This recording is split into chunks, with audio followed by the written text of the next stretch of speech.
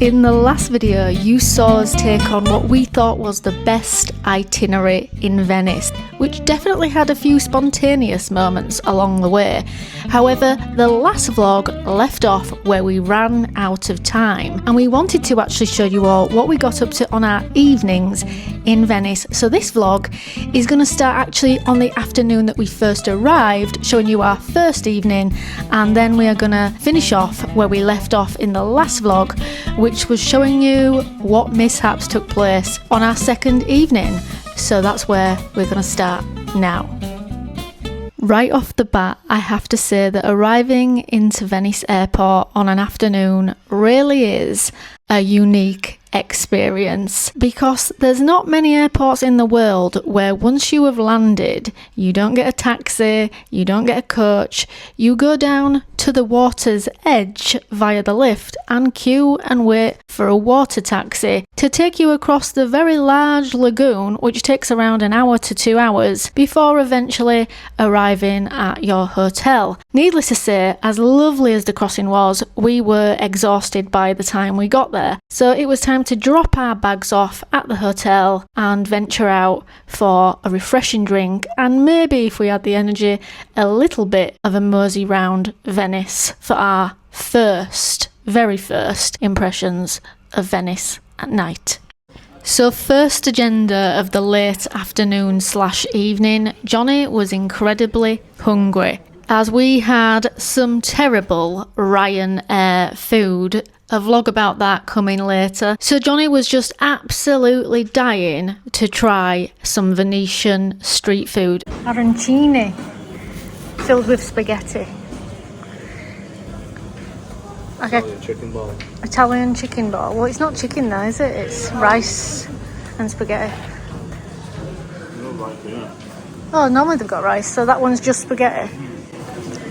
One spaghetti. I'm try, but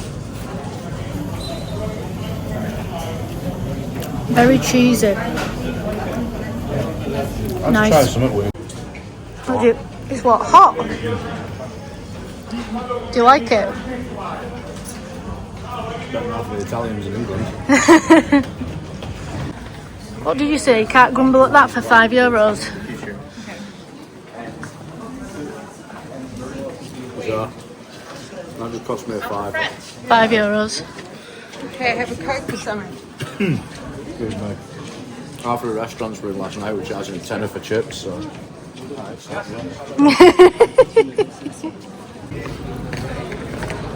yeah. What are you saying? If you ever come to Venice, drink wine, don't drink beer.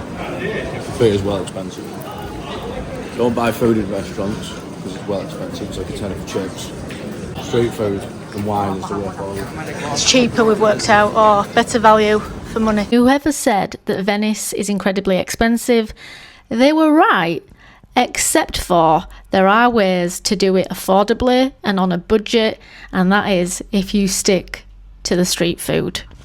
I, on the other hand, was very warm, so I wanted something cold, like this ice cream. Nougat and pistachio, my two favourite things.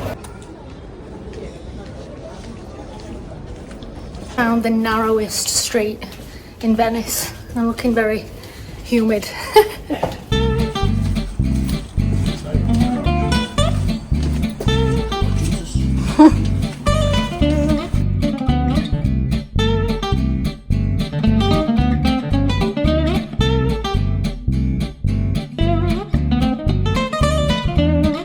Selfie!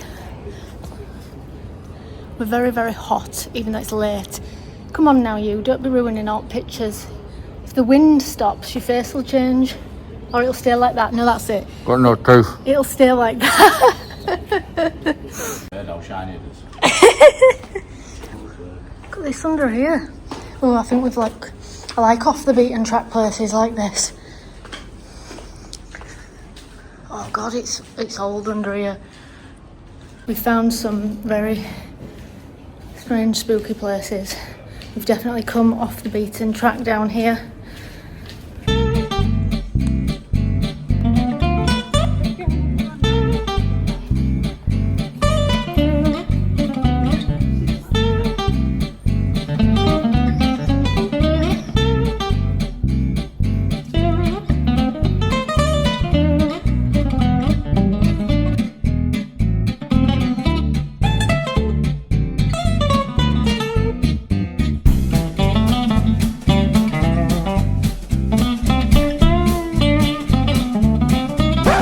this was then our first view of St Mark's Square and the Campanile. But we knew that the Hard Rock Cafe was just close by, so we decided to go there for a drink, and that is where we discovered that in Venice, Aperol is only €7 most places, whilst a Coca-Cola is €12. So, which one are you going to choose? We decided we had to try an Aperol in Italy, and it's very strong.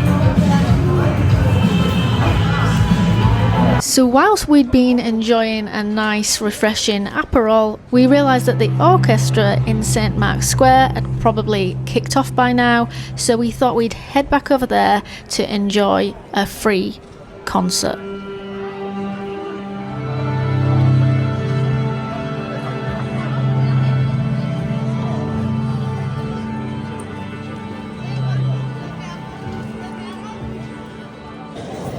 Then you say hibbity hoobla.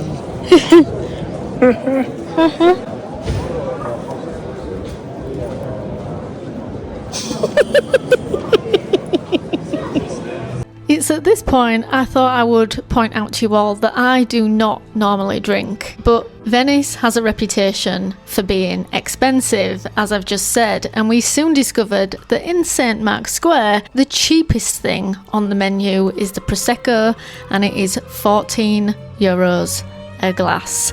And we got all these lovely free crisps and nuts with it, and that ended up being our evening meal as we were too tired to go anywhere else. Buongiorno. Cheers.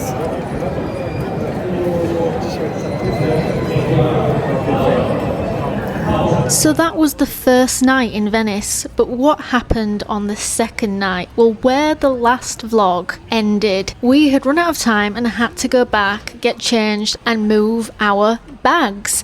And then we said that we would go to Harry's Bar, which is just about the most famous bar in Venice, if not the world. It is famous as being one of the hangouts of Ernest Hemingway, as well as many other writers, and also the infamous Rat Pack. We had to give it a go. When you go in here, you are paying for an experience. It is incredibly expensive, and they actually invented the Bellini cocktail here. So that is precisely what we had at the recommendation of the maitre d'. We had a peach Bellini. It was €18, but we got all these free sandwiches and hors d'oeuvres included. Visiting Venice in July, we found ourselves never being able to fully face a full sit-down meal. So we spent most of our time grazing on street food or finding the coolest drinks on offer. Johnny's got watermelon ice cream. I've got a mint slushy. We thought that was quite unusual. So now we're just wandering and drinking cold things because it is so hot. Go on then, feed me. It was here that Johnny dropped his spoon. I didn't quite realise what had gone on at first, but he dropped it and then went to go put it in the bin. He did, of course, go back in and get another, and we did try the watermelon ice cream and my mint slushy, which was absolutely delicious and cooling. We then went off for a walk around the nearest bridge, which to us was the Accademia Bridge, which is all made of wood, and it's perhaps considered one of the main access points to Old Venice. However, I thought I had filmed a lot of this, and on looking back, I can barely find any of the footage. So here is a quick view of the Accademia Bridge, so you at least know what we went to go look at, but I cannot find my footage from the evening. This is the Accademia Bridge in the daytime, when we were actually taking the water taxi up the entire Grand Canal to catch the train to Trieste, which, yes, is the subject of the next travel vlog. But what I wanted to end this vlog in saying is Throughout our nights in Venice and the time we got to spend there on both evenings, they were pretty much spent the same way. It was just too hot at this time of year to enjoy sort of a sit-down meal, so we actually spent the evenings wandering around, exploring, much like we would in the daytime, as it was more comfortable and cooler to do this on the evening, and grazing, trying street food, and taking in lots of cold, refreshing beverages. So join us in the next vlog to see our train journey across Italy round to Trieste, which is on the Slovenian border, where we embark on another trip down the Adriatic. So that is 24 hours in Venice. It is now 24 hours since we arrived, even though we got here on the evening, and we are at the top of the Grand Canal, having taken a long journey up. A few little tips for anybody wanting to come up the Grand Canal. It is only €9. It is waterline 2. They say it takes about 50 minutes, but it was actually only about 30 minutes, and it has landed us right in the position in front of the train station, which is where we need to be for the next video.